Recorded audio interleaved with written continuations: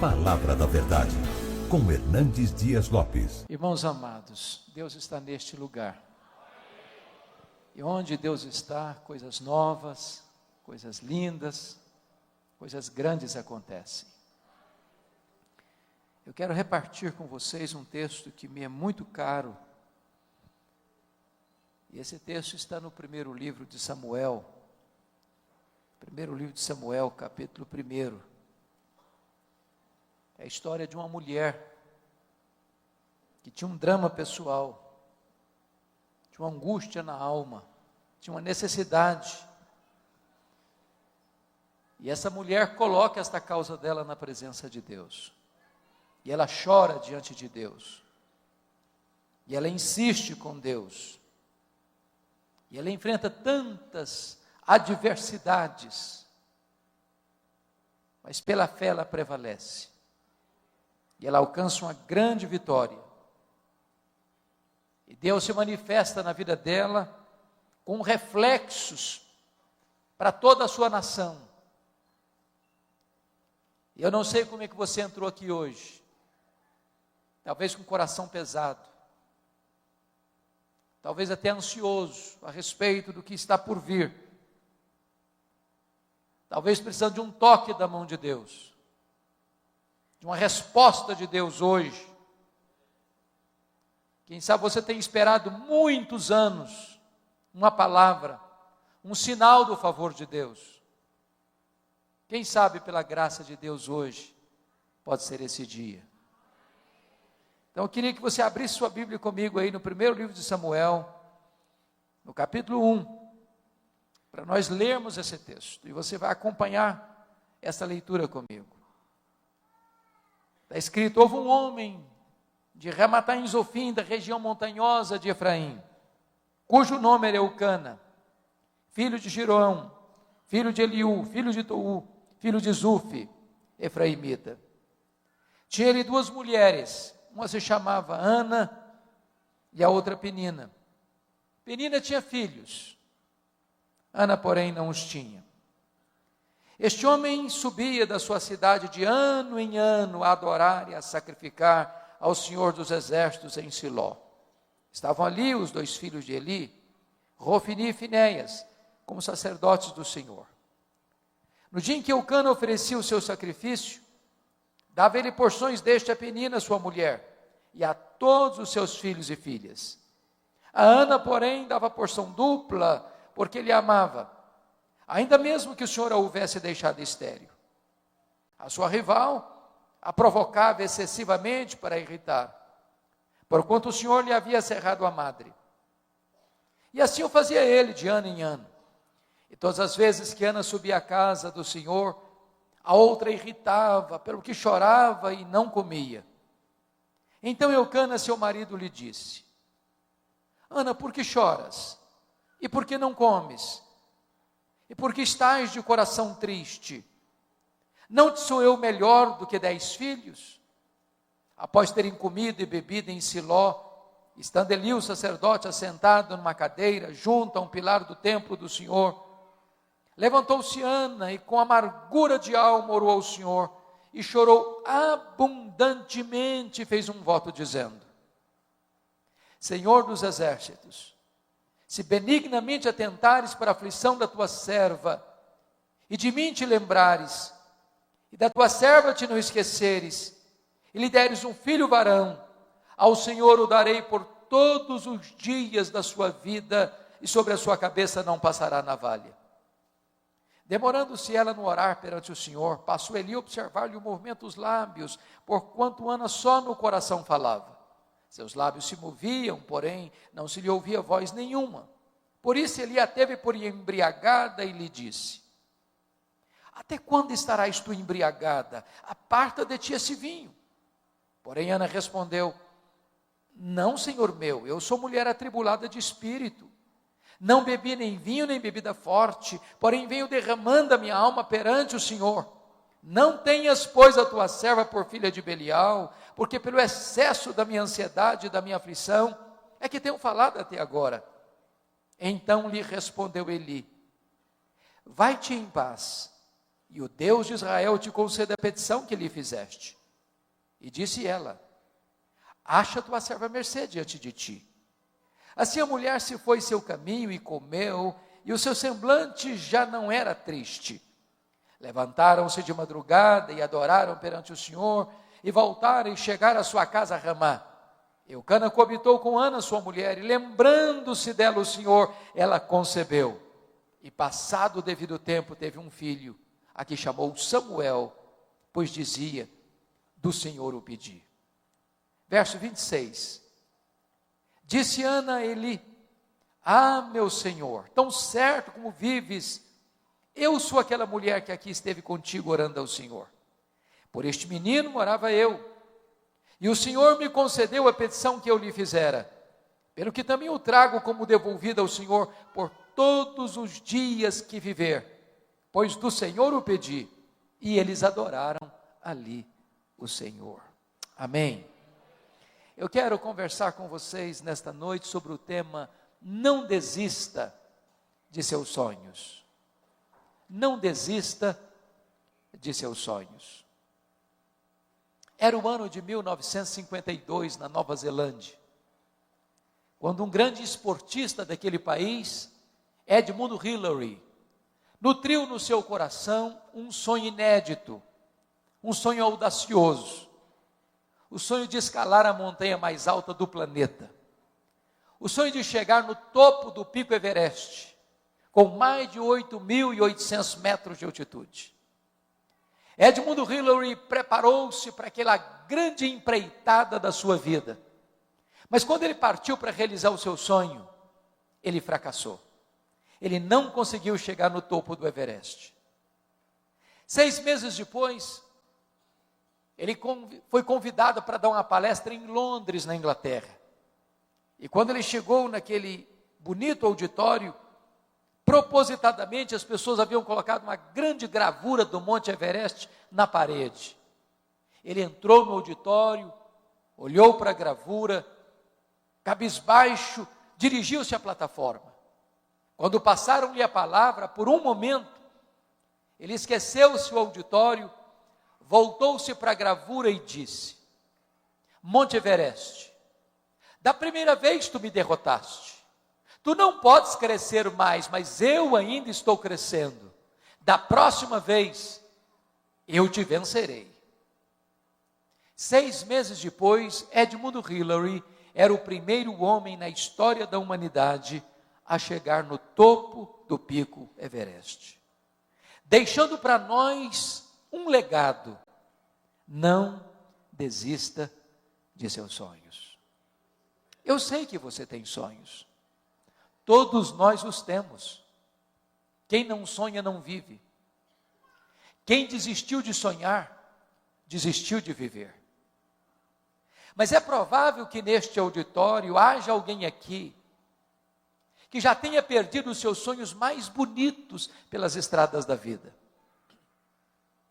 É até provável que nesse auditório haja alguém que tenha visto os seus sonhos mais belos se transformando em pesadelos. Quem sabe haja neste auditório aqui alguém que já desistiu de seus sonhos, que já enterrou seus sonhos, que já colocou no túmulo de seus sonhos uma lápide com a seguinte inscrição: aqui jaz os meus sonhos. Pois eu quero encorajar você nesta noite a trazer esses sonhos de volta e a colocá-los na presença de Deus. Porque nós estamos servindo nesta noite não a um ídolo mudo, surdo, impotente.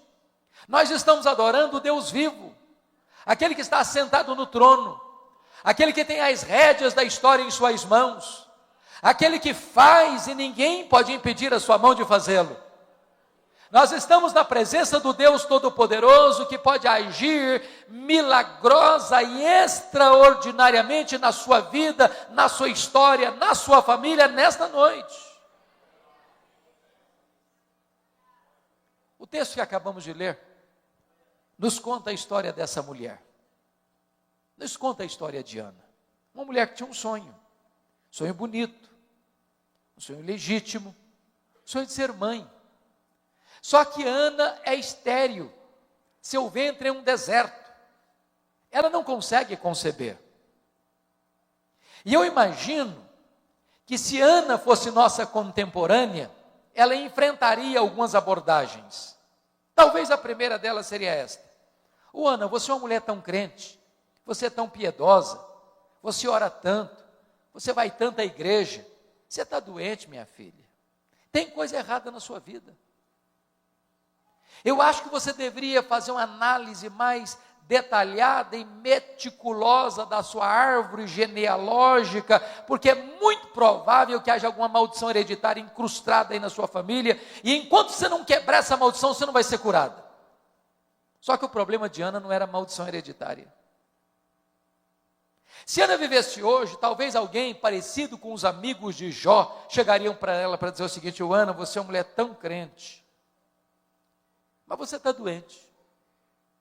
Ana, eu acho que tem coisa errada na sua vida.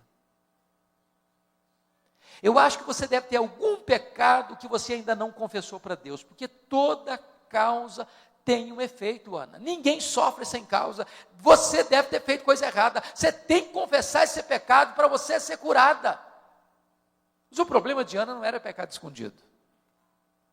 Se Ana vivesse hoje, talvez alguém mais audacioso chegaria para ela para dizer o seguinte: Ana, deve ter algum demônio da esterilidade escondido aí na sua vida. O que você precisa fazer é ir num culto de libertação. Só que o problema de Ana não era demônio. Confira comigo o que está escrito no versículo 5. O texto está dito aí que foi Deus quem a deixou estéril. Agora confira o versículo 6. O texto diz que foi Deus quem cerrou a sua madre. De tal maneira que a doença de Ana não tem a ver com maldição hereditária, não tem a ver com pecado escondido, não tem a ver com demônio. A doença de Ana tem a ver com Deus. E aí você pode dizer: bom, então eu não estou entendendo nada. Porque se Deus é bom, e Ele é. Se Deus tem o melhor para nós, Ele tem. Então como é que Deus pode adiar os nossos sonhos e os nossos sonhos mais legítimos? É sobre isso que eu quero tratar com você nesta noite. Primeiro, Deus adia os nossos sonhos para nos ensinar a gloriosa verdade de que as bênçãos, de que o Deus das bênçãos é melhor do que as bênçãos de Deus. A maior necessidade sua não é da bênção de Deus. A maior necessidade sua é do Deus da bênção.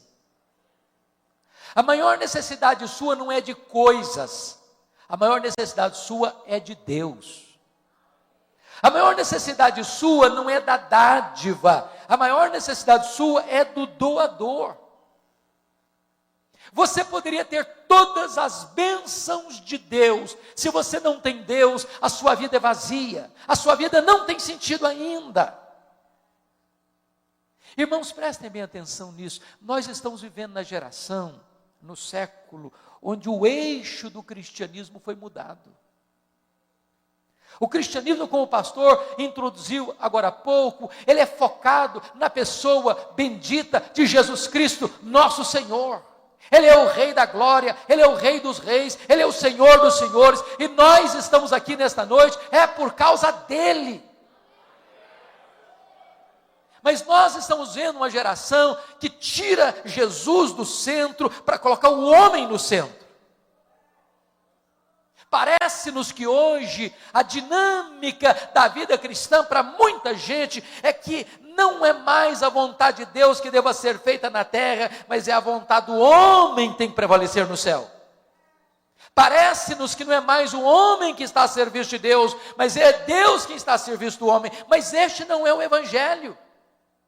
O Evangelho não é focado no homem, o Evangelho é focado em Cristo. O Evangelho não é que o homem prevalece no céu, mas é que a vontade de Deus é feita na terra.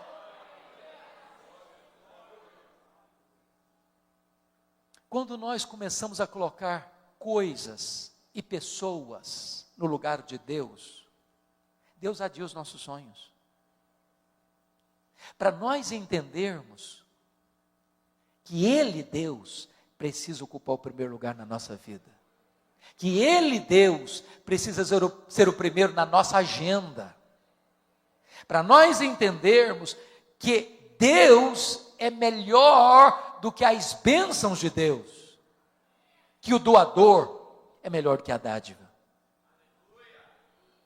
A segunda verdade, ou a segunda coisa que Deus faz quando os nossos sonhos são adiados, a segunda lição que Deus nos ensina é esta: Deus adia os nossos sonhos para nós entendermos que tudo o que nós temos, tudo o que nós somos, veio de Deus, é de Deus e deve ser consagrado de volta para Deus. Olha o que Ana disse para Eli: por este menino orava eu, pelo que eu trago como devolvido por todos os dias da sua vida ao Senhor. Se Ana não tivesse entendido isso, Samuel teria sido um ídolo na sua vida. Se Ana não tivesse entendido isso, a vida dela teria gravitado ao redor de Samuel. Porque Ana entendeu que Samuel veio de Deus, que Samuel era de Deus, ela devolve Samuel para Deus. Nós temos que ter muito cuidado, irmãos, porque às vezes nós pedimos uma bênção para Deus, e Deus é o Deus abençoador, Ele dá bênção. E aí, sabe o que acontece às vezes? Quando nós recebemos a bênção, nós substituímos o abençoador pela bênção, o Criador pela criatura. Ficamos tão encantados com a bênção que não temos mais tempo para o abençoador. Eu explico. Você pede para Deus, por exemplo, prosperidade, e Deus dá prosperidade. A bênção de Deus enriquece e com ela não tem desgosto. É Deus quem fortalece as nossas mãos para adquirirmos riqueza. Mas e a pessoa começa a prosperar. E quando ela começa a prosperar, ela não tem tempo para Deus mais. Não pode ir numa reunião de oração mais. Não frequenta uma vigília de oração mais. Não vai para uma reunião de estudo bíblico numa casa mais. Porque está tão ocupado cuidando da bênção que se esqueceu do abençoador. Não tem mais tempo para o abençoador. Transformou a bênção num ídolo. Deixa eu dizer uma coisa muito importante para você hoje. A vida que você tem é de Deus. A saúde que você tem é de Deus. A família que você tem é de Deus. O cônjuge que você tem é de Deus. Os filhos que vocês têm são de Deus. A casa que vocês moram é de Deus. O carro que vocês andam é de Deus. O salário que vocês recebem vem de Deus.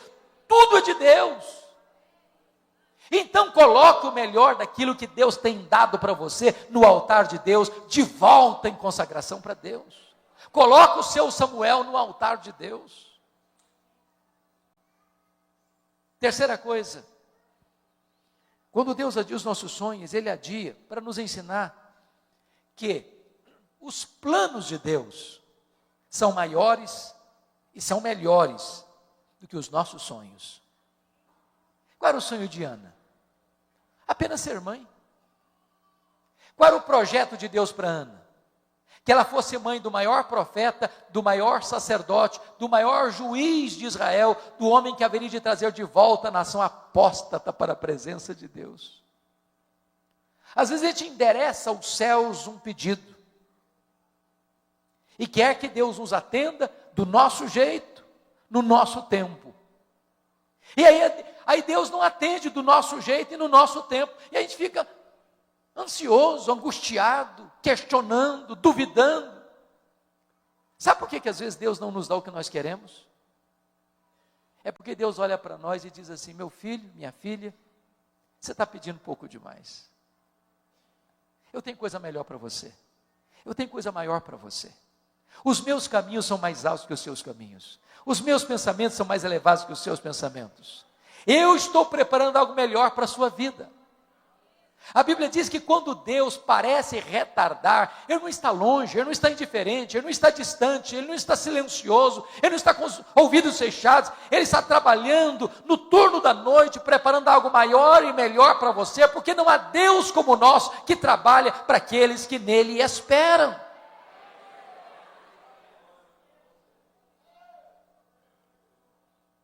Quando José do Egito estava preso, diz a Bíblia que ele pediu ao copeiro do faraó para lembrar-se dele. E diz a Bíblia que o copeiro do faraó esqueceu-se dele. E ele ficou mais 2 anos mofando na cadeia. E você pode questionar, mas onde está Deus que deixa um filho seu inocente padecer numa prisão imunda? Por que Deus não tirou José da cadeia quando ele queria sair de lá? Se Deus tivesse tirado José da prisão quando ele queria sair da cadeia, o máximo talvez que ele teria sido era um bom lavador de copos no palácio do faraó. Mas naqueles 2 anos, Deus estava construindo a rampa do palácio para que ele saísse da cadeia e fosse governador do Egito. Deixa eu dizer para você, os planos de Deus são maiores e são melhores do que os seus sonhos. Se Deus está adiando o seu sonho, não é porque Ele é indiferente, é porque Ele está trabalhando, não contra você, mas trabalhando por você.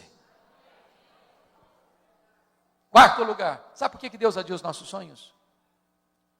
Deus adia os nossos sonhos porque Ele é Deus, livre, soberano, que faz todas as coisas conforme o conselho da sua vontade. Confira comigo o cântico de Ana, que está aí no capítulo 2, versos 6 a 8, deste mesmo livro. Olha o que Ana vai dizer. O Senhor é o que tira a vida e a dá, faz descer a sepultura e faz subir. O Senhor empobrece e enriquece, abaixa e também exalta. Levanta o pobre do pó e desde o monturo exalta o necessitado para o fazer assentar-se entre príncipes. Preste bem atenção aqui. Algumas pessoas hoje, em nome até de uma fé robusta, beiram a blasfêmia. Quando chegam para Deus, com petulância, com soberba, e dizem assim: Deus, eu exijo. Deus, eu proíbo. Deus, eu determino. Deus, eu decreto. E ai de Deus se não atender. Até parece que essas pessoas estão assentadas num alto e sublime trono, e que Deus está no escabelo de seus pés. Tolice, tolice. Deus é soberano. Deus está assentado num alto e sublime trono. Deus tem as rédeas da história em suas mãos. Deus levanta reis e Deus depõe reis. Deus levanta reinos e Deus abate reinos. Deus pega aquele que está lá no topo da pirâmide e joga-o no chão. E pega o que está sentado no monturo e o faz assentar-se entre príncipes. Ele é Deus. Ele não precisa pedir licença nem para você, nem para mim, para agir. Ele é livre, Ele é soberano e faz todas as coisas conforme o conselho da sua vontade. Deus não pode ser pressionado, Deus não pode ser colocado contra a parede. Ele é Deus. Agora, preste atenção nisso. Quando Deus age, ninguém pode impedir a mão de Deus de agir. Nós não podemos concordar com aqueles que dizem: não, o tempo dos milagres de Deus ficaram lá num remoto passado. Deus já fez, mas Deus não faz mais. Não, Deus não está sentado numa cadeira de balanço. Deus não se aposentou. Deus não está senil. Deus é o mesmo ontem, Deus é o mesmo hoje, Deus é o mesmo para sempre. Ele nunca perdeu o seu poder. Ele faz, e quando Ele faz, ninguém pode impedir a sua mão de fazê-lo. Eu acredito que Ana, como uma mulher instruída que era, ela deve ter procurado todos os recursos médicos do seu tempo. Porque aqueles que acham que se nós temos fé, nós não devemos ir a um médico, estão equivocados. Porque Deus cura com o meio, sem o meio, apesar dos meios. Sempre é que Deus que cura. O médico, o remédio, a medicina é apenas um instrumento. Mas o poder de curar vem de Deus. E Ana era uma mulher instruída. E eu acho que Ana, penso eu, devia carregar na sua bolsa tiracolo, que toda mulher gosta de ter, os últimos exames da junta médica de Ramá, dizendo para ela o seguinte: Ana, não tem jeito, não tem cura. Mas Ana entende uma coisa: se Deus quiser, tem jeito. A última palavra não é da ciência. A última palavra não é da medicina. A última palavra é do Deus vivo. Se Deus quiser, tem jeito. Para Deus não tem causa perdida. Para Deus não tem doença incurável. Para Deus não tem vida irrecuperável. Para Deus não tem casamento sem solução. Para Deus não tem família sem resposta. Não importa a sua causa, por mais perdida que ela esteja, se Deus quiser, tem jeito. Há alguns anos, eu estava em Vitória, a caminho do hospital militar para fazer uma visita. Hospital público. E quando eu cheguei na porta do hospital, tinham 3 pessoas. E eram pessoas da minha cidade, cidade do interior do Espírito Santo. E dentre elas estava uma jovem de 19 anos. Porque ela estava com câncer que havia tomado todos os seus órgãos vitais. E lá no interior, na sua cidade, não tinha CTI. E os médicos disseram para ela, olha, chegou o nosso limite, não dá mais para continuar o seu tratamento aqui. Então você precisa ir para Vitória, você precisa se internar no CTI, porque nós não temos mais o que fazer aqui. Só que a Sara não tinha plano de saúde e não tinha vaga no CTI. Eu conversei com o diretor e disse, eu não posso receber essa moça aqui hoje. E eu fui um pouco frustrado para a porta do hospital e disse para a Sarita assim, olha filha, infelizmente aqui não tem vaga para você. Mas nós podemos fazer uma coisa. Eu confesso que eu não tenho muito essa prática. Não sou muito de fazer isso. Mas naquele dia eu fiz. Ali na porta do hospital eu disse, Sarita, não tem jeito para você aqui, mas nós podemos falar com aquele que tem jeito para tudo. E ali na porta do hospital, eu impus as mãos sobre a Sarita e disse, meu Deus, essa moça não tem lugar aqui nesse hospital, mas se tu quiseres, Deus, o Senhor pode curá-la também na porta desse hospital. Porque para ti não tem coisa impossível. E orei por ela. Quando eu terminei de orar, aproxima-se um jovem e disse, essa moça tem um primo que é médico em outra cidade do estado. E lá tem CTI. Falei, então vamos ligar para ele. Ligamos para o médico. Ele disse, tem CTI, pode trazer a minha prima para cá.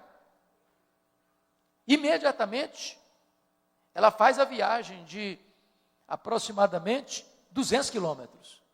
Quando ela chega na outra cidade, o médico pega os exames, constata a gravidade do problema, coloca numa maca, começa a palpar o seu ventre. Achou estranho? Submeteu a Sarita aos mais rigorosos exames daquele hospital, não tinha mais nada no seu corpo. Sarita voltou para casa completamente curada naquele mesmo dia.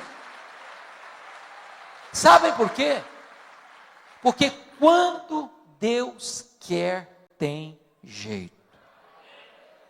Eu não estou dizendo para você que todas as pessoas pelas quais eu e você oramos, Deus vai curar. Eu não estou dizendo isso.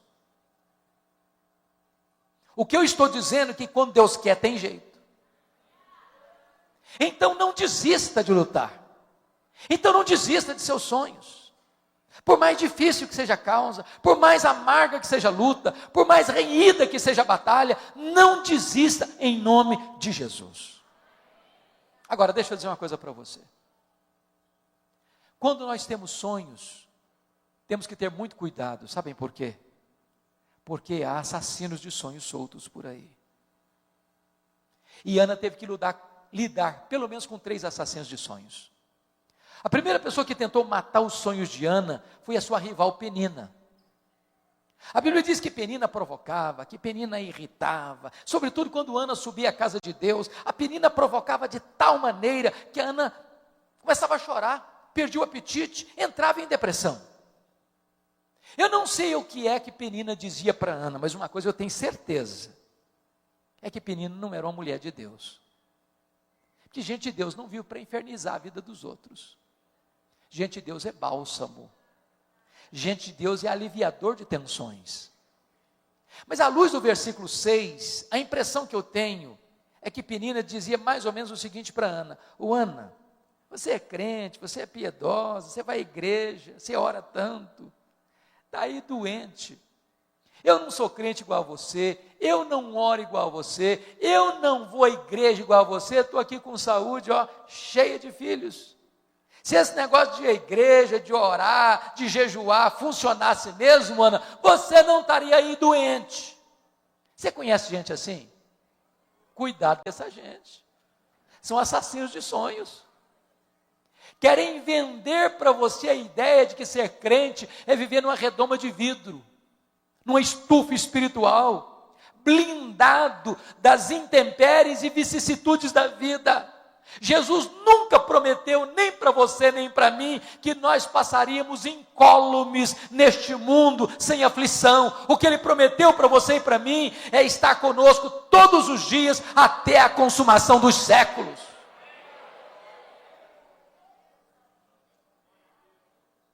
A segunda pessoa que quis matar os sonhos de Ana foi o sacerdote Eli. Diz a Bíblia que Ana subia todo ano para Siló. Lá estava Eli, lá estava Rofini, lá estava Finéias, mas não consta a Bíblia que em nenhuma dessas idas, nem Eli, nem Rofini, nem Finéias, olhasse para Ana, orasse com Ana, chorasse com Ana. A primeira vez que o sacerdote olhou para Ana, foi para sacar contra ela pesados libelos acusatórios, chamando-a de bêbada dentro da igreja, de filha de Belial. Até acho, Bispo Gerson, que se a Ana fosse presbiteriana ou da igreja de Deus, eu acho que ela ia sair da igreja. Acho. Eu acho até que ela faria um pouco mais, eu acho que ela ia fazer uma campanha para tirar o pastor Eli da igreja.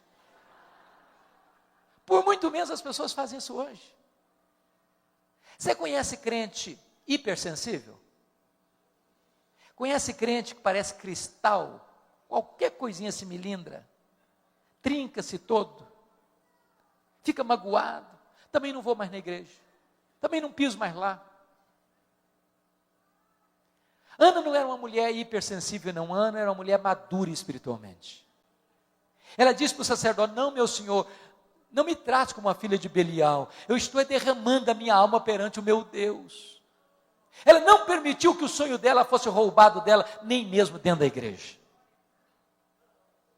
A terceira pessoa que tentou matar os sonhos de Ana foi o seu marido, o Eucana.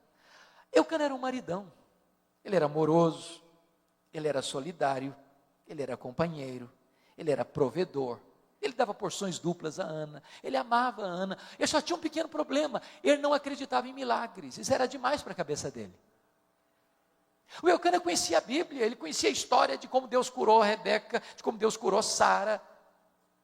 Mas você não vê em momento algum Eucana orando com Ana, chorando com Ana, se colocando no lado dela, falando: minha filha, você quer ser mãe, eu sei que você ora, eu sei que você chora, eu sei que essa causa você coloca diante de Deus, pois é, eu vou estar com você, conta comigo, eu vou orar com você, eu estou junto de você, essa causa sua é a minha causa também, Deus já fez milagre lá atrás, ele pode fazer hoje também, conta comigo, Ana, eu estou do seu lado.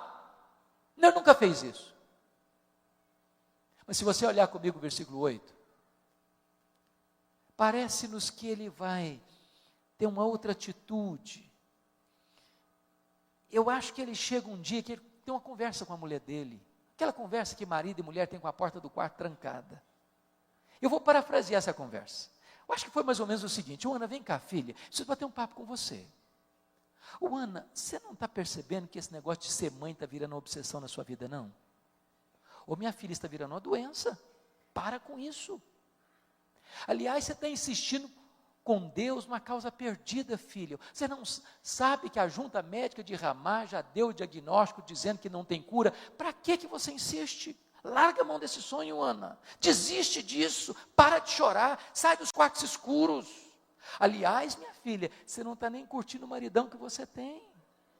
Você não sabe que eu sou melhor que 10 filhos para você? Se fosse hoje, eu diria assim: Ana, pense em mim, liga para mim, chore por mim, não chore por ele, Ana. Assassino de sonhos. Cuidado, porque os assassinos de sonhos podem estar dentro da sua própria casa, muito mais perto de você do que você imagina. Não desista, não desista. Mas eu quero concluir olhando o último ponto. O que fazer quando os nossos sonhos estão sendo adiados? Ana nos ensina 3 coisas. Primeiro, Se os seus sonhos estão sendo adiados, continue crendo, continue orando, continue jejuando, continue colocando essa causa diante de Deus, continue insistindo, continue perseverando. Irmãos, às vezes nós desistimos cedo demais, nós caminhamos até a beira da entrada da terra prometida e perecemos no deserto. Pense comigo, quantos casamentos que acabaram, que não poderiam e não deveriam ter acabado. Faltou um pouquinho mais de paciência, um pouquinho mais de amor, um pouquinho mais de perdão, um pouquinho mais de renúncia. Não desista, persevere, chore um pouco mais, ore um pouco mais, lute um pouco mais, jejue um pouco mais, não desista, não desista. Norman Vincent Peale foi um pastor metodista. E Norman Vincent Peale escreveu o seu primeiro livro, O Poder do Pensamento Positivo. Todo escritor enfrenta esse problema. Nenhuma editora gosta de publicar o primeiro livro de um escritor.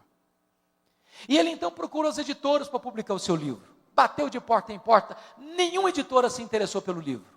Ele ficou tão frustrado que jogou os rascunhos no lixo e disse assim: no lixo vão ficar os meus sonhos. Dona Ruth, sua mulher, mais crente e mais otimista do que ele, como via de regra as mulheres são, pegou os rascunhos do lixo e disse assim para ele: eu vou lutar pelos seus sonhos. Voltou a bater de porta em porta nas editoras, encontrou uma editora interessada no livro. Resultado, esse livro já vendeu mais de 40 milhões de exemplares, estavam no lixo. Um dos maiores best-sellers da literatura cristã. Não desista. Não desista em nome de Jesus. Na saga da política americana, há um homem que me impressiona muito. Franklin Delano Roosevelt. Esse camarada estudou em Harvard, estudou em Colômbia, entrou na política, fez uma carreira brilhante. O sonho de Roosevelt era ser presidente dos Estados Unidos da América. Entretanto, com 39 anos de idade, ele sofreu poliomielite e foi para uma cadeira de rodas. Alguém se aproximou dele e disse: Franklin Delano Roosevelt, numa cadeira de rodas, você jamais será presidente dos Estados Unidos da América. Ele respondeu: pois eu nunca desistirei.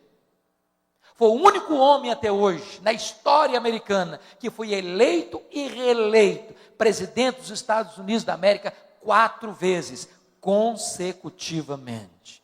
Não desista de seus sonhos. Não desista de seus sonhos. A segunda coisa que Ana nos ensina, quando os nossos sonhos estão sendo adiados, é que você precisa tomar posse das promessas da palavra de Deus. Olha que coisa magnífica. Eli abrir a boca e falar uma tolice para Ana, chamando-a de bêbada. Essa palavra Ana não acolheu no coração. Irmãos, eu sou pastor há 33 anos.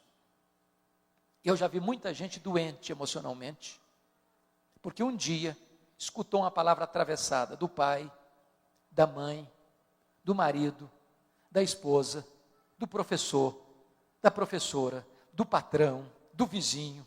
E essa palavra entrou com uma seta envenenada e adoeceu a alma.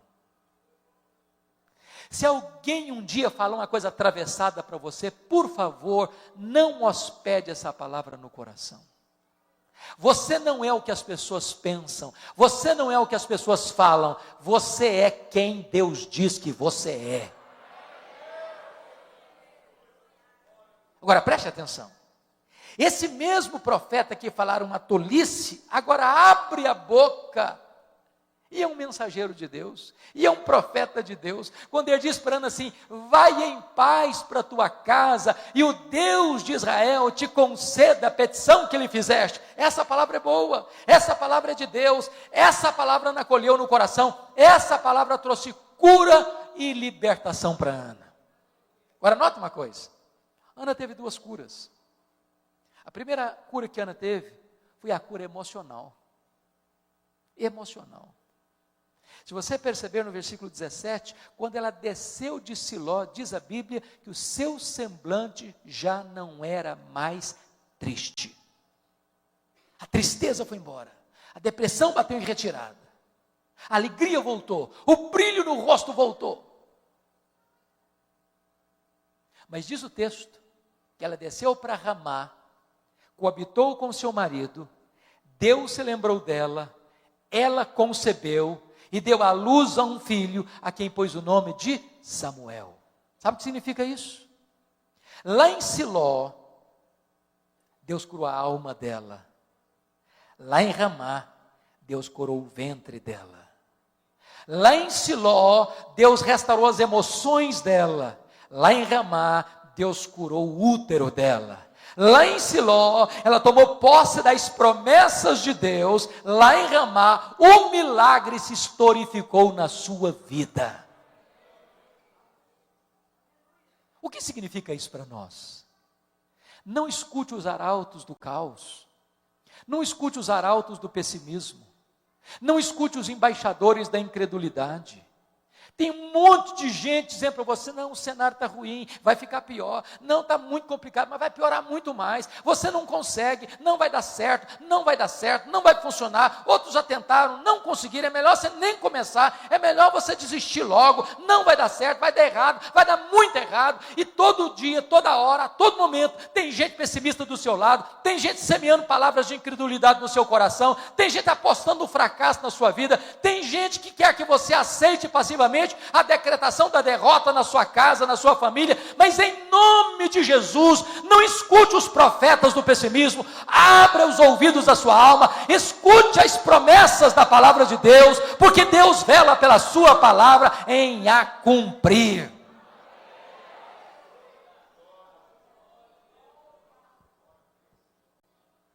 Finalmente, Ana nos ensina a última verdade. Se os seus sonhos estão sendo adiados, saia dos quartos escuros. Pare de lamentar. Pare de murmurar. Pare de reclamar. Volte a viver, volte a sonhar, volte a sorrir, volte às trincheiras da luta. Dá-me a impressão que Ana queria ser mãe, mas ela chorava tanto, estava tão deprimida, que ela nem se relacionava mais com o marido. Quando ela volta de Siló, o semblante está mudado, o rostinho alegre, cara bonita, semblante irradiante. O marido se interessa por ela, ela se interessa pelo marido, e diz a Bíblia que ela se relaciona com o marido, e Deus se lembrou dela, e ela concebeu, e ela deu à luz a um filho, a quem pôs o nome de Samuel. Você e eu cremos na mesma verdade, Deus é soberano. Não tem acaso. Não tem sorte, não tem azar, não tem determinismo cego, não tem olho gordo, não tem feitiço, não tem sexta-feira 13, não tem esse negócio de ficar com medo de passar debaixo de escada. Você não é governado por coisas místicas, você é governado pela mão do Deus Todo-Poderoso. Nem um fio de cabelo da sua cabeça pode ser tocado sem que Deus saiba, sem que Deus permita, sem que Deus tenha um propósito. Então preste atenção nisso, volte a viver, volte a cantar, volte a sorrir, volte a saber que Deus está no controle, que a sua vida não está solta ao léu, jogada de um lado para o outro. A mão de Deus dirige o seu destino, e você pode clamar com todas as forças da sua alma: nós sabemos que todas as coisas cooperam para o bem daqueles que amam a Deus, daqueles que são chamados segundo o seu propósito.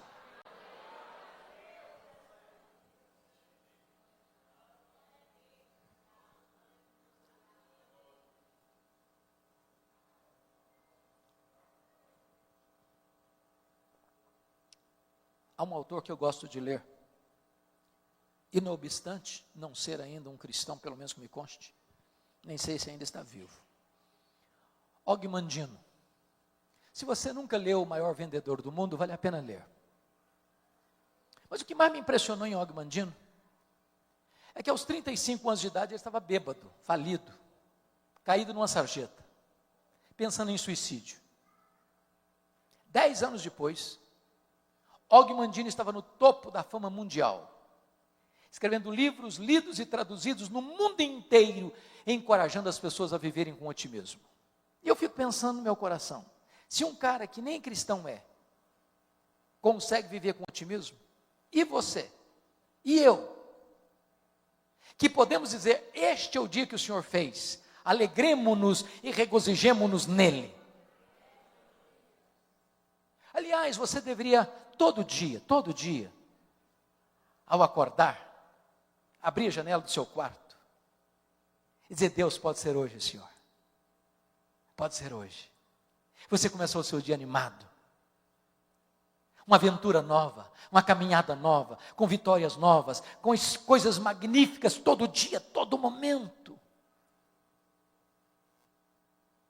Og Mandino, no seu livro autobiográfico, tem um conselho muito simples, até muito prático, para você começar o seu dia animado. E o conselho dele é o seguinte, bem de manhã, antes do café da manhã, faça o seguinte, pegue o melhor jornal da sua cidade. Aqui em Brasília é o Correio? Ou tem outro melhor? É o Correio Brasiliense. É o mais lido? Talvez. Pega o Correio Brasiliense então, vá lá. Bem de manhã, antes do café. Abra o jornal. Só um detalhe. Não comece a ler as notícias políticas não, que você vai ficar deprimido, você vai perder o apetite, vai ficar revoltado, vai amargurar o coração. Então pula essa página, tá bom? Pula. Segundo lugar, você não vai querer também começar o seu dia lendo as páginas econômicas, não é verdade? Você não é tão valente a esse ponto. A inflação está voltando, tem empresa quebrando, tem gente desempregada, a perspectiva para o ano que vem é complicada, você vai ficar depressivo, então pula essa página da economia também, tá bom? Rápido.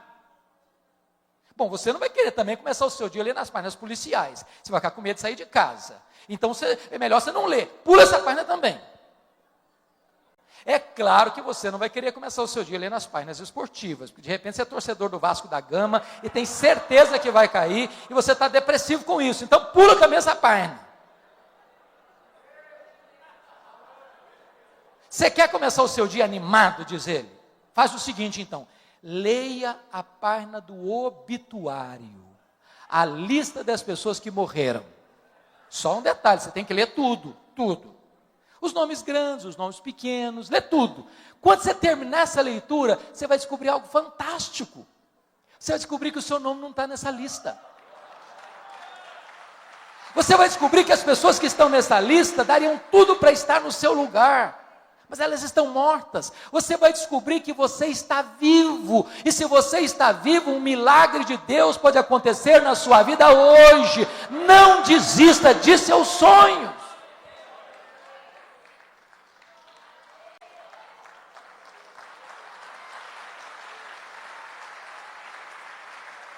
Esta mensagem tem um significado muito especial para mim. Isso porque eu sou fruto de um sonho. Meus pais, nos idos de 1958, moravam numa região muito pobre do estado do Espírito Santo. Naquela época não tinha estrada, não tinha carro, não tinha recursos médicos. Quando uma pessoa ficava doente, ela tinha que ser levada 40 quilômetros no meio de uma trilha, numa padiola. Padiola é um lençol amarrado num varal e duas pessoas carregando. A minha mãe estava grávida do seu último filho, estado adiantado de gravidez, quando ela caiu gravemente enferma. Meu pai sabia que ela não suportaria uma viagem de 40 quilômetros de padiola. Então ele mandou chamar um médico, ele veio, a examinou e disse para o meu pai, essa mulher não vai sobreviver. Ela está muito fraca, ela está muito doente, e a criança que está no ventre dela está em agonia de morte. E meu pai disse, o senhor tem que me ajudar. E ele disse, a única chance da sua mulher sobreviver é sacrificar a criança. Se não tirar a criança, a mãe morre junto com a criança. E naquele momento, a minha mãe tomou outra decisão. Eu não abro mão desse filho. Eu não desisto desse filho. Eu estou pronto a morrer com ele, a morrer por ele, mas eu não desisto dele. E ela fez um voto para Deus. E disse, meu Deus, Se tu poupares este filho, eu vou consagrá-lo para ti, para que ele seja um pastor, para que ele seja um pregador do Evangelho. Deus ouviu a oração da minha mãe e eu nasci.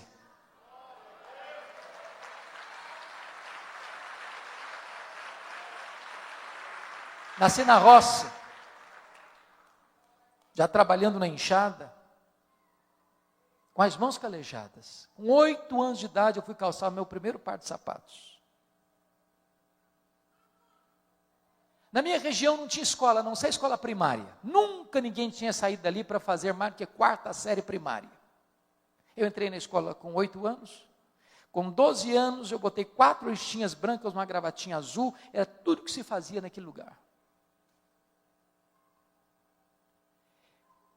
De uma maneira muito curiosa, eu tinha sede de estudar, uma vontade de estudar. Na minha casa não tinha livros, só tinha um dicionário velho, rasgado. Com 10 anos eu comecei a decorar aquele dicionário. Com 12 anos eu terminei o primário. Mas com 12 anos eu não sabia o que era luz elétrica. Com 12 anos eu não sabia o que era uma cidade. Com 12 anos eu não sabia o que era uma televisão. Com 12 anos, a minha professora que me alfabetizou disse assim para mim: eu sei o seu sonho de estudar, eu estou mudando para Vitória, você quer ir comigo? E eu disse para ela: se os meus pais deixarem, eu vou. Eu nunca tinha dormido uma noite fora de casa. Com 12 anos, eu subi na carroceria de um caminhão e fui parar no pior bairro da Grande Vitória, dentro de um mangue, do lado de um prostíbulo, um barraco de tábuas com 4 cômodos, com 10 pessoas. Foram tempos dificílimos na minha vida. Irmãos queridos, muitas vezes, eu namorei um pão na vitrine de um botequim. Meu estômago doía de fome. As lágrimas rolavam pelo meu rosto. Eu não tinha dinheiro para comprar um pão para comer. Muitas vezes eu acordava de noite com fome, não tinha açúcar para comer, não tinha farinha para comer, e eu dormia soluçando de fome. Eu tinha um sonho, e eu queria lutar por ele. A minha mãe, sabe o que foi, nunca me contou o projeto dela com Deus. Ela entendia que Deus haveria de me chamar, em vez de eu ser sugestionado a ir para o seminário. Meu sonho desde criança era ser advogado e político. Eu nunca perdi um comício. Naquela época o comício era na praça, na rua. Enquanto o último orador não descesse do palanque, enquanto as luzes não apagavam, eu não ia embora. No dia que eu fiz 18 anos, exatamente no mesmo dia, eu tirei meu título e me filiei num partido. Eu tinha um sonho. Até o dia que Deus pôs a mão sobre mim e me chamou para o ministério. Eu estava conversando com o presbítero José Scherrer, dizendo para ele que se, a hora que eu terminasse o meu curso de advocacia, que eu fizesse a minha carreira, que eu entraria num seminário para me preparar para servir a Deus melhor.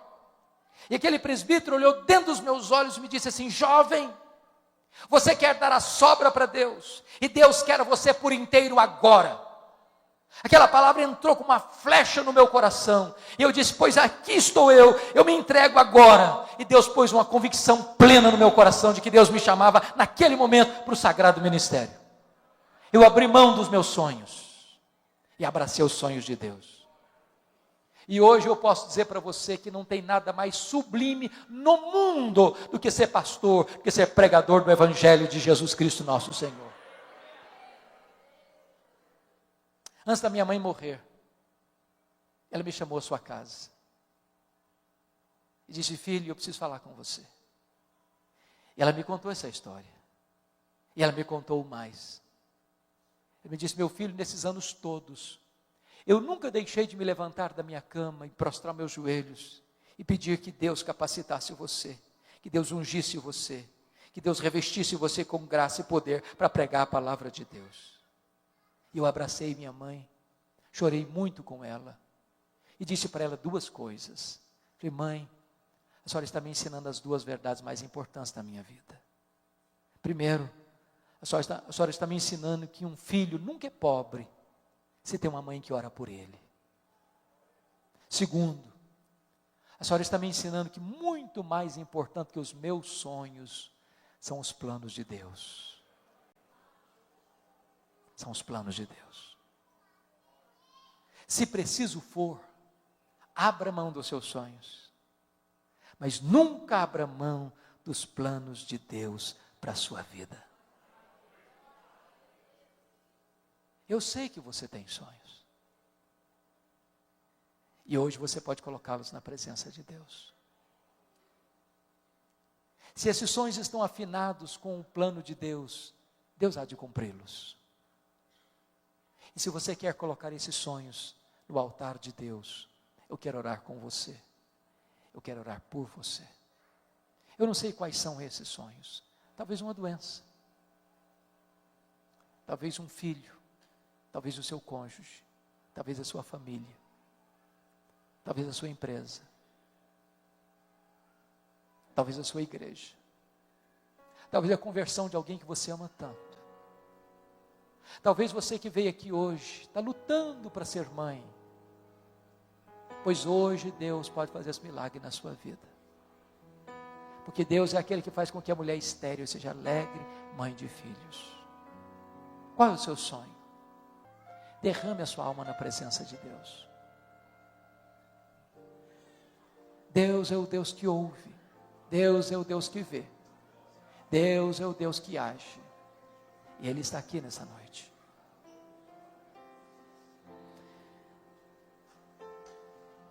Deus, Tu és magnífico, revestido de glória e de majestade.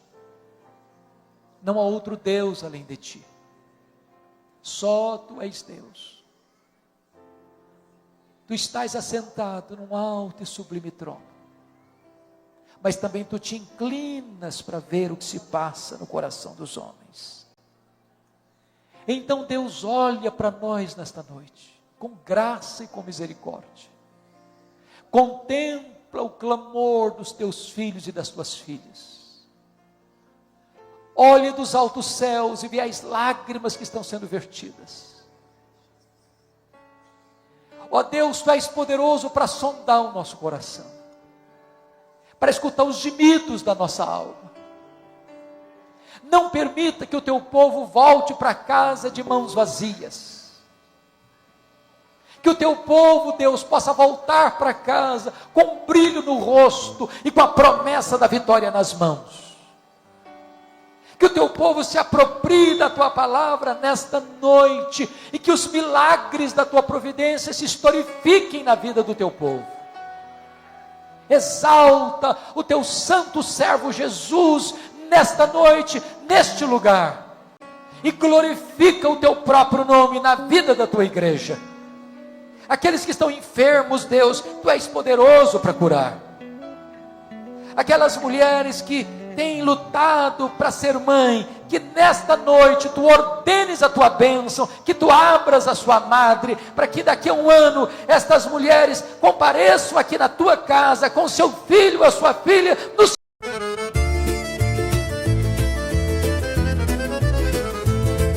Svegliai con freddo da faccia, mentre Caddina faccia festa da strada. Misi scarpe, uno sì e uno no, e si fuori con tutto con in moto. A porta scrusciavo, cielo era chiatto, e femmini già parlano un tovatto. Un vicino mi dissi, oh cammini presto, ci rispondi no cerco lo resto. Resto in un giorno che non vuole pensare, ma vuole campare, ridere, scappare. E fuori casa tutto era come prima, ma in l'aria c'era una gioia più fina.